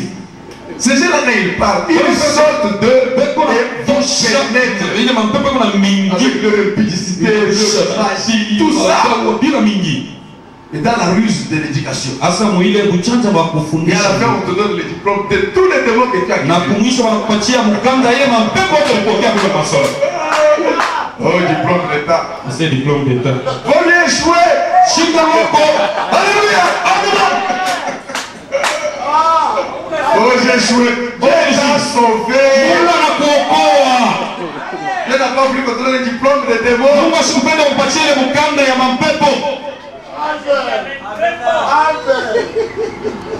gens-là n'ont pas le Saint-Esprit. Quand ils parlent, c'est une vie démoniaque. La plupart des profs professeurs à l'université, ce sont des grands témoins. bamwalimu bamingi kule kuimasomo ya juu ile La vie va boire du sang, tout ça. usiku wenda kuna madamu Il vient là-bas. akisha kusubia na On va papa voir les cours d'informatique. ile masomo ya informatique Il dit, nous, 3 démons. wakati anafungula tu pepo tatu Allô, 5 démons. alo tano 6 démons. ona sita Informatique, 7 informatique saba Combien de témoins il va sortir? mampepo ngapo nao tabeba shiku 2 moja heures après, Banouya. masaa kisha pepo au taweza taka kubalula Quand on voit que le cours est difficile, le cours n'est pas difficile. Ouais, Ce sont les démons qui sont difficiles. wana wanasema ile mlifunza bibi ya nguvu ni mapepo ile ya nguvu ile bibi Ce n'est pas le cours. Le cours est facile. makuli ni Si tegesi c'est un homme plein de Saint-Esprit, tu as laissé une option. kama ni mtu wa roho mtakatifu upaswa kushikia upako C'est la parole. ni neno Que je vous donne le cours de géographie. niko nipatia ile Vous kufunza aurez la même option que ce que vous attendez. mtakuwa na ile upako mama ile mnashikia Ce ne sont pas les mots qui comptent, mais la aina chose masemo ile dans les nasema mots. hivi vile niko ndani ya masemo Prends ton lit. beba kitanda na Mais utembee c'était une leçon de gymnastique. sema ile ni ile kufunga kwa gymnastique masomo Jésus faisait le cours d'éducation physique. Yesu alikuwa anafundisha education physique Est-ce que vous avez écouté au nom Jéhovah? ulisikia sema Au chanton d'abord, non? tumbeni mbele hapa On parlait de la natation, baraza kusema nje ya de makombele la course. ile makukimbia Il n'y a personne pour me jeter dans la piscine. hakuna mtu alitupa mule mkisima Prends ton lit, marche. sema kitanda chako tena Alléluia. Un cours de gymnastique. ile kujifunza kwa Mais manzimesti comme le professeur est Jésus, sasa watu mwalimu il est soit ta guérison. pokea matunzo yako Alléluia. Amen. Donc, quand vous allez écouter le prof, sasa kama ndio shia vous wale écoutez des démons. Mungu anashikia ni mapepo Voilà pourquoi Jean-Baptiste n'est pas dans l'école. ona Yohana Mbatizaji ndio anashikia ile masomo Jésus n'est pas parti. Yesu ashikwe Pose une action. Tu as étudié où? umuliza sio kufunda Je n'ai pas étudié. hapa Oui. Dis la Bible dit qu'on s'étonnait. Biblia sasa anaanza kushangaa À 12 ans, il parlait bien. miaka 12 wanasema mzuri Mais il n'était pas parti à l'école. asikwenda kwa masomo Jean-Baptiste n'était pas parti à l'école. Yohana kwenda kwa masomo Donc, qu'est-ce que j'ai fait quoi? ona ndio fanya Moïse est allé à l'école. Musa alienda On kwa l'a ensorcelé. bali muloka On voulait faire de lui Pharaon. balitaka kumfanya kwa Pharaon Farao signifie le plus grand sorcier de la terre. Farao maana yake muloshi mkubwa kumulongo kudunia Voilà ce qu'on fait les enfants de Dieu quand on les amène à l'école. ndio vile vile wafanya watoto ya Mungu wakati vile batuma kwa masomo Alléluia. Amen. amen Dès que tu t'assois à l'université comme la wakati polytechnique, unaikala kule kwa masomo ya juu sana on te regarde. Banaangalia. Moïse est devenu Musa anarudia dans le corps d'une femme, batakouillage. mwili ya mwanamke Pour faire de Ongoza toi tena. Pharaon de la polytechnique. Pour te faire kwa ule Farao wa De la polytechnique. ya kule polytechnique Dieu doit te retirer à côté. Mungu atakweka wewe kumpembeni Avec le logos. na ile logos Tu dois poser les coups dans pour te nettoyer. juu ya kukunausha Enlever tous les profs. kutosha wale walimu wote. Je vais me poser la question. Vous Dieu étudié le même. Wale walifunga Au mwenye moins un diplôme d'état. Même. wale wana madiplome d'etat mweke mkono yule. Non, je vais vous poser la question. Sasa mimi ndio Vous tous, mwe bote ba chacun de vous a déjà eu au moins un songe où il ne s'est pas encore sur le bas de l'école. ashaku lotaka ko analiona tena gari masomo Il a joué l'interro. anashinda litero Et il a pensé que c'était réel. anapita ile ya kweli Il se réveille le matin. anaamka asubuhi Mais j'ai déjà terminé les études, non? misha masomo D'où vient ce songe? inatokea wapi ndoto Vous n'avez jamais quitté ces endroits-là. amesikia amefika pale pashi Vous n'avez jamais quitté ces endroits-là. ameyatoka pale pashi Le cours est parti, oui. Mais masomo inaenda tous ces interros-là, ile majifunzo yote maestero vous sortez, Mungu nawaza Mungu vous allez anatoka dans un papier, on te stocke dans une farde. unaenda mwile papi bana kuweka karatasi wala Mais tu wanakufunika as écrit ton nom, non? wao sio njia jina Toi, chini wewe ton nom c'est ta nature. jina ni wewe mwenyewe Quand tu le mets sur un papier, tu te mets wakati dans un papier. unachika unaliweka pale pa papier Et quand le prof lit là, wakati la copie là, eko na kona ni wewe il sent l'onction qui est sorti. eko na shikelo paka ilitoka Et hivi même que le Saint-Esprit est derrière cette Bible. Roho Mtakatifu na yeye kumkomba Mon hivi esprit est derrière chaque papier. iko pafasi pa ile papier yote Et quand tu lis les syllabes, tu na manges le professeur. wakati unaisoma masilabisi unamkula yule professeur C'est la vérité. C'est clair. ndio vile. Voilà pourquoi ils ne sont jamais allés aux études, ces gens-là. Ils savaient que ceux qui enseignent, ce sont des démons. C'est pourquoi même le prophète Branham, après le groupe primaire, le diable l'attendait à l'université. Il fait de lui un grand pharaon.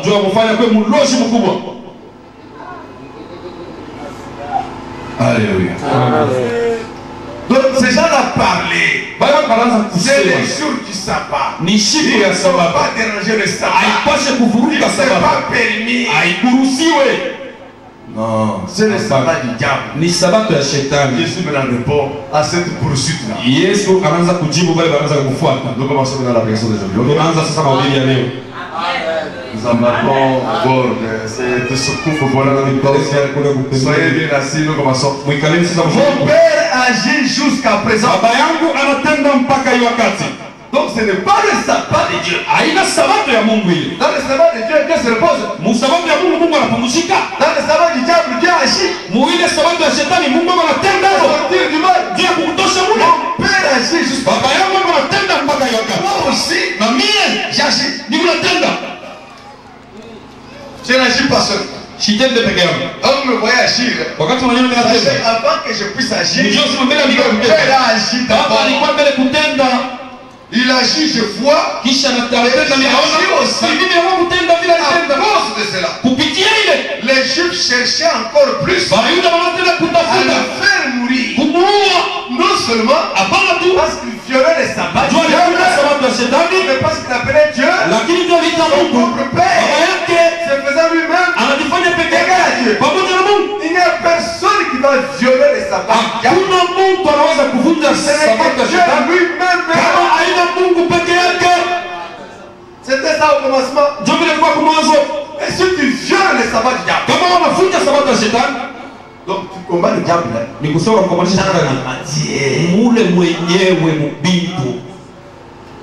dans la sorcellerie. Tu prends le diable dans la matière. Parce qu'il est maître de cette texte. Parce qu'il agit dans les molécules. Quand tu entres là-bas, tu commences à les combattre là-bas et détruire ce sabbat-là. Tu ne peux pas le faire seul. Dieu doit agir. Et toi, tu agis pareillement. Si c'est le cas, alors tu es Dieu. Le diable s'appelle. Mon père agit.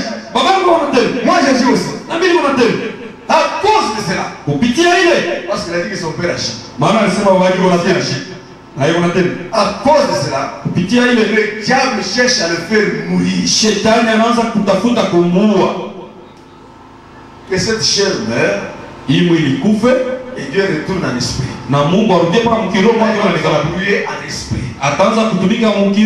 Parce que dans le corps, non, là il détruit notre sabbat. Vaut mieux tuer ce corps aussi. Il retourne en esprit. C'est là qu'il a son sabbat. Dans cette terre. Vous savez, quand le sabbat, Jésus est venu sur la terre, le diable a regardé, lui a dit, si tu m'adores, toute cette terre ici. Quand il a fait ça, il n'a pas dit sauf le temple de Jérusalem.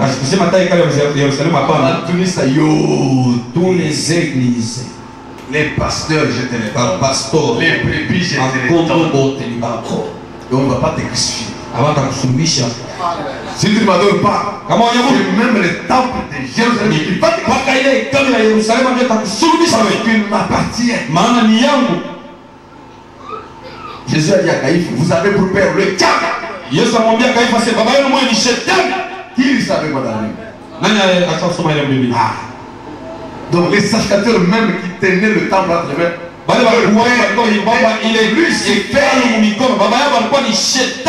il y avait Dieu nulle part sur terre.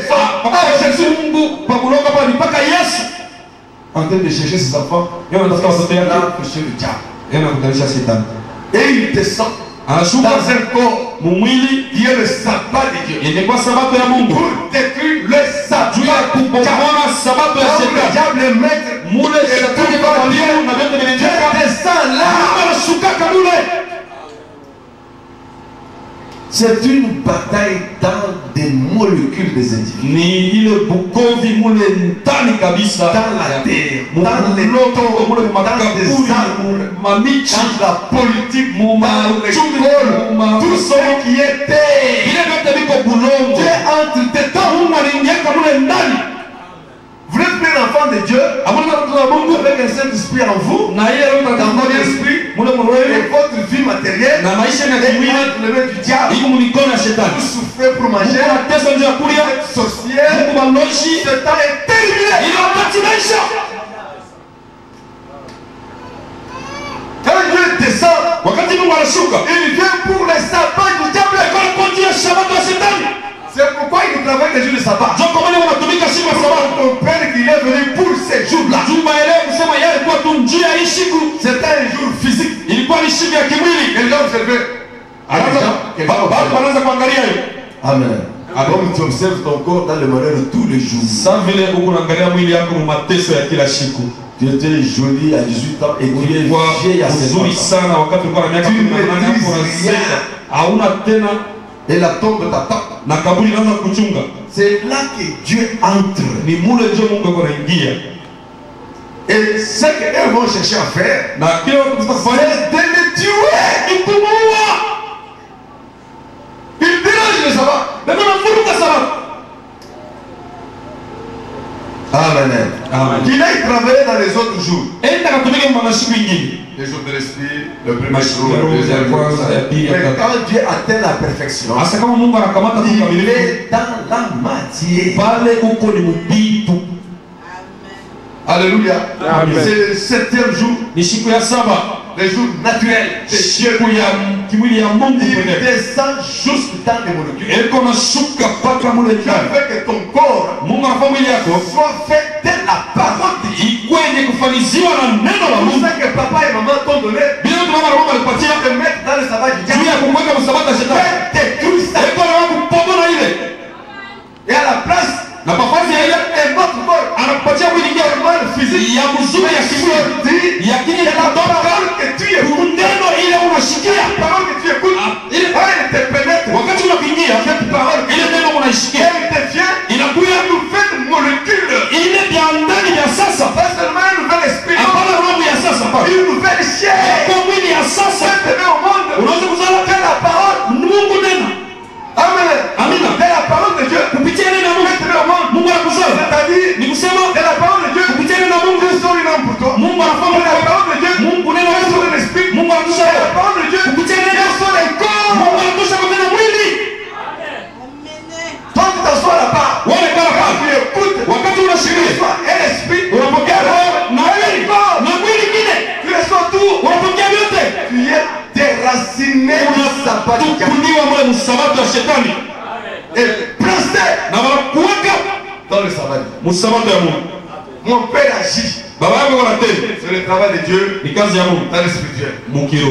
Moi, le fils, Asa mimi mwana physique, mumwili j'agis aussi. niko natenda na mimi. Donc, Jésus s'était réussi. Yesu Jésus disait Dieu, moi, je vois ici. asa anasa mimi mwana nasi. Je suis là. Niko pale Je vois le Père qui est spirituel. niko naona baba yako Quand mukiro. il frappe dans l'esprit, Wakati anapika tu mukiro je frappe dans le corps. mimi napika mumwili. Amen. C'est pourquoi je suis venu comme un corps. Ndio maana mimi kwa sababu mwili Et la délivrance est totale. na La délivrance ufungulifu est totale. yote. Dieu envoie un ange très puissant. Mungu anatuma malaika mwa wa uwezo sana. Trop puissant. Wa nguvu yote. Uwezo yote. Jésus devait le tuer. Yesu alipaswa Mungu. Parce qu'il fallait qu'il y ait un rachat. Maana ifadhali kukuwe ukombozi. C'est comme ça qu'ils sont arrivés. Ndio vile nilifika. Mais aujourd'hui, Sasa leo quand ils poursuivent Jésus, wakati ils ne wanapotea peuvent pas les tuer. hawezi Parce kuwa. qu'il n'y a pas de Golgotha aujourd'hui. Maana kuna Kalvari leo. Aujourd'hui, Jésus vient revendiquer. Yesu eko na kwa kufanya vyake. C'est pourquoi il était mort à la croix. Ndio kwa ilie alikufia kumsalaba. Il ne veut pas mourir, non. Pour Ashikala ndio kufa ndio kubeba tawala. Donc vous pouvez le poursuivre comme vous voulez. Mwanzo kupata ile mnapenda Pas de Golgotha. hakuna Kalvari. Le seul Golgotha qu'il y a, c'est pour vous. Kalvari yote ni njuu yenu tu. Vous allez mourir comme Naman. Mutakufa na Mwesa na Naman. Il a fait le Golgotha pour Mardoché. Alifanya Golgotha njuu ya Mardoché. Il est allé mourir lui-même. Anaenda kufa kwa yeye mwenyewe kule. N'essayez pas de poursuivre maintenant. Vous les démons, n'essayez pas de poursuivre Jésus. Vous n'allez pas le faire mourir. Non seulement parce qu'il violait le sabbat, mais parce qu'il appelait Dieu son propre Père. Lui-même égale à Dieu. Jésus ne l'a même pas dit. C'est mon Père agit. Amen. Moi aussi j'agis. Et ils ont très bien compris. C'est impossible que le Père agisse dans l'esprit. Que le Fils agisse dans la matière. Sans que le Fils soit le Père. Ils ont très bien compris. Alors il faut le jouer. Jésus réplique donc la parole de Dieu. En vérité, je vous le dis, le Fils ne peut rien faire de lui-même. Amen. Des fois, les gens ont des visions, ils voient comment les démons les poursuivent. Parce qu'ils ont frappé à gauche, à droite. Vous ne pouvez pas frapper par vous-même. C'est Dieu qui frappe d'abord. Si on te poursuit, c'est Dieu qu'on poursuit. Sinon tu peux frapper un démon. Si tu l'as frappé qu'on te poursuit, c'est Dieu qu'on poursuit. On comprend comme eux. C'est là fait de toi l'égal de Dieu. Quelle révélation. Le Fils de l'homme. Le Fils de l'homme. C'est un homme. Il ne sera pas moins qu'un homme. Le Fils de Dieu. C'était Dieu. Dieu ne veut pas au monde de chair. Et lui le seul Dieu, non. Tu sors de lui comme un Dieu pour être manifesté comme un Dieu. Et le diable le sait très bien. Il sait que tu n'es pas Jésus. Mais il est fort comme Jésus. Mais il va te pousser encore autre chose. Pour qu'il te dérange. Le Fils ne peut rien faire de lui-même. Il ne fait que ce qu'il voit faire. Et tout ce que le Père fait, le Fils aussi le fait pareil. Il disait à ce démon-là, ils ont affaire à Dieu lui-même. Et il savait que c'était Dieu. Et il connaissait que s'il sort de ce corps-ci, nous gardons les sabbats. Il faut les tuer.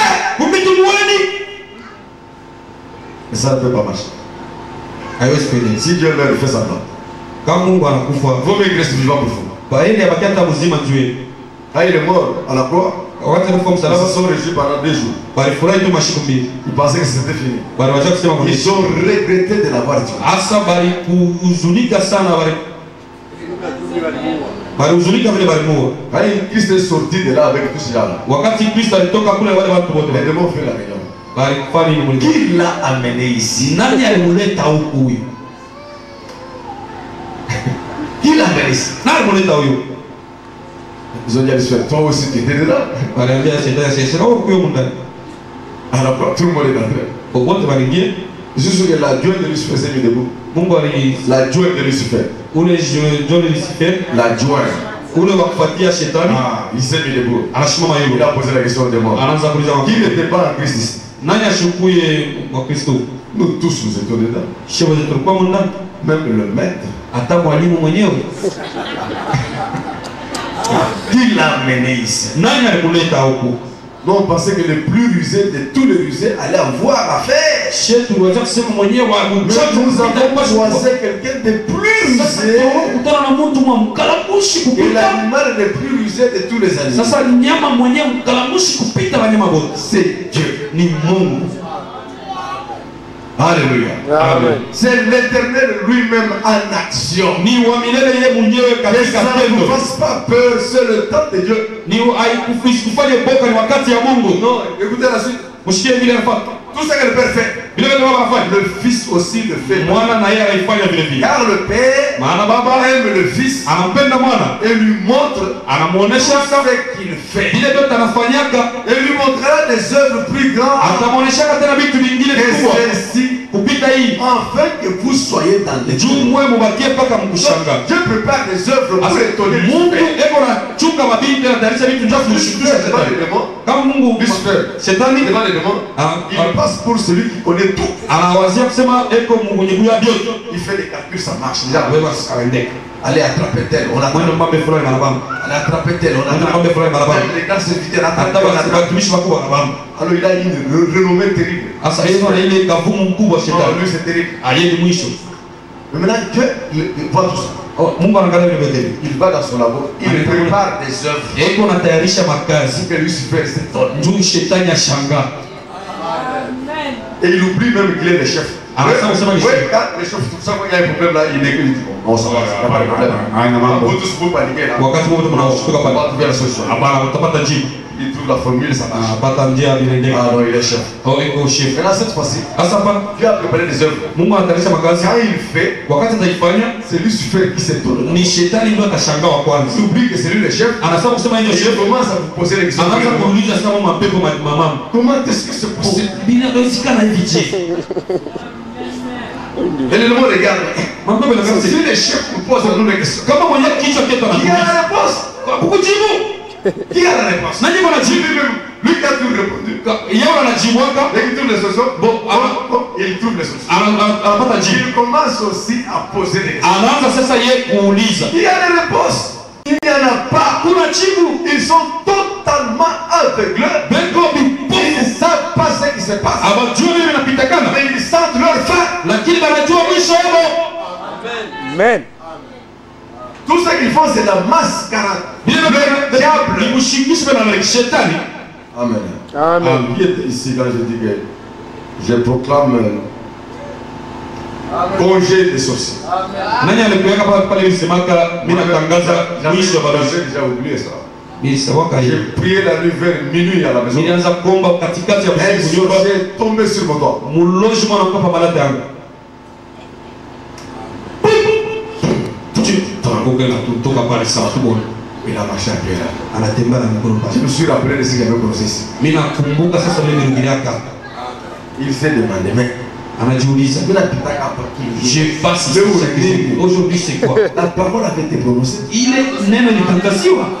Elle doit s'accomplir. Inapaswa Amen. kutimilika. Nous ne voulons pas si vous blaguez. Shatuka kucheza hapa si. Dieu est décidé Mungu d'en finir avec alikamata tous les démons. mpango ya kuweka mwisho na mapepo yote. Kuanzia kwa baba yako kambo yako Jusqu'à Sembela. kufika mpaka kumsema na majini. Tous les démons. Mapepo yote.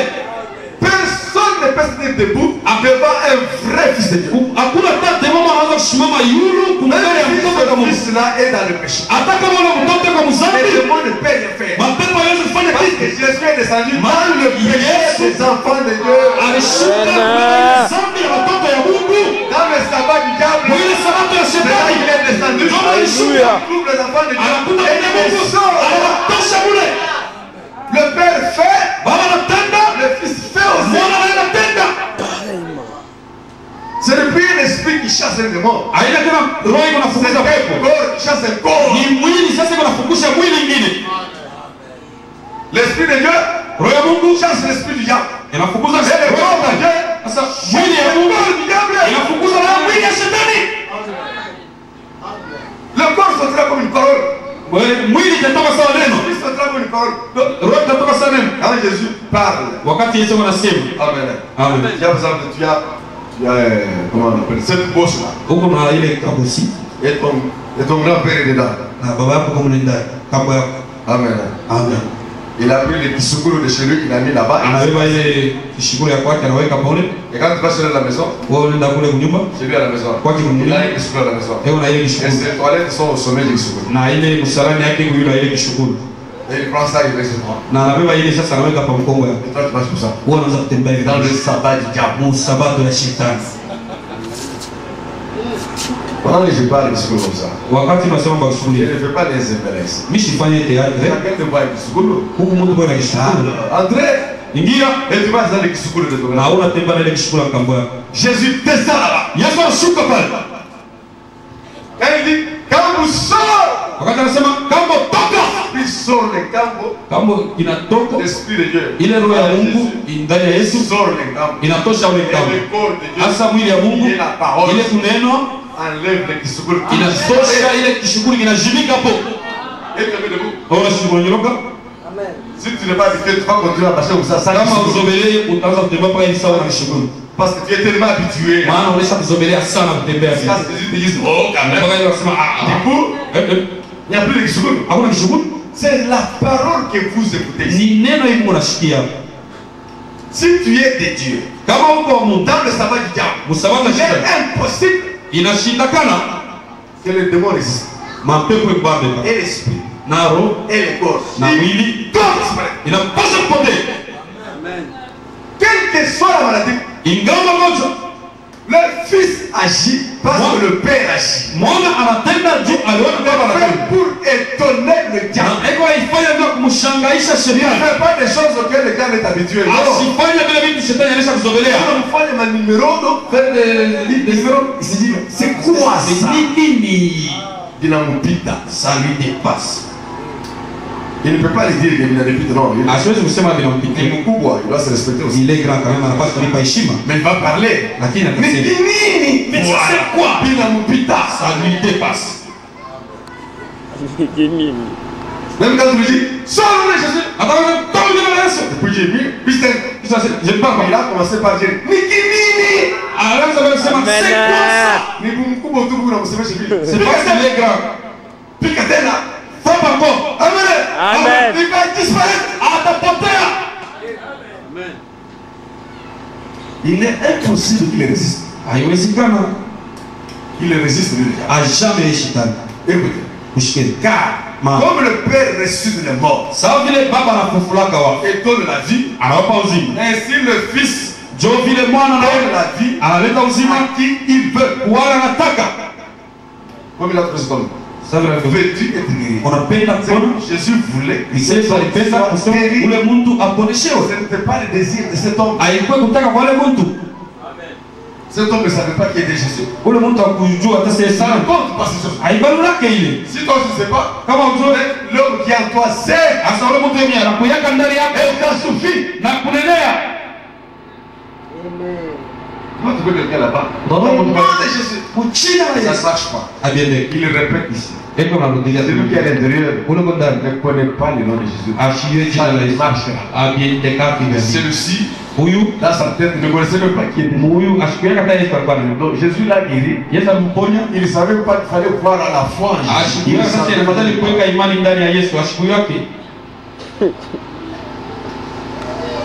Vous le faites toi comme tu ne crois pas en Christ. Wao ndio basi sasa Dieu hivi est à sa main. Le diable est habitué à ça. shetani anazogelea sana ile. Là, tu vas voir les gens assis là-bas. Anasema Voyons Jésus. kujikala pale mwamini Mungu Je Yesu. n'ai tout ça. Mufunge chakula. Ça, il est habitué. Ça ne peut pas le donner. Ile ndio zinataka kuzogelea vitu kushangaisha.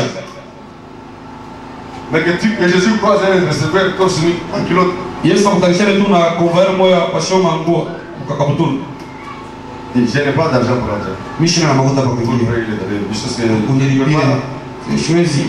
il y a dit là, ouais, faut mon numéro. Tena unilipe. Il y a Ah, ingia juu. guéri. Anapona.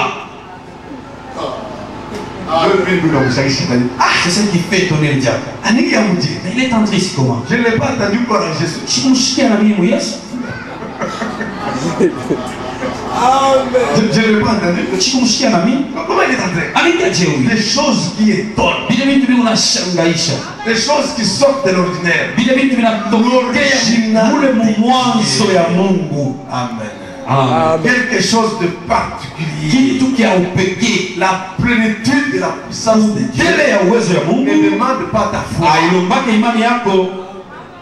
La création de quelque chose qui n'existe pas. Ne demande pas que la chose qui n'existe pas puisse croire.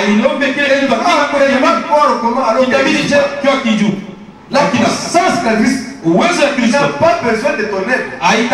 Si Dieu fait, ça s'accomplit. Ne crois pas. Voilà ce qui est ton diable.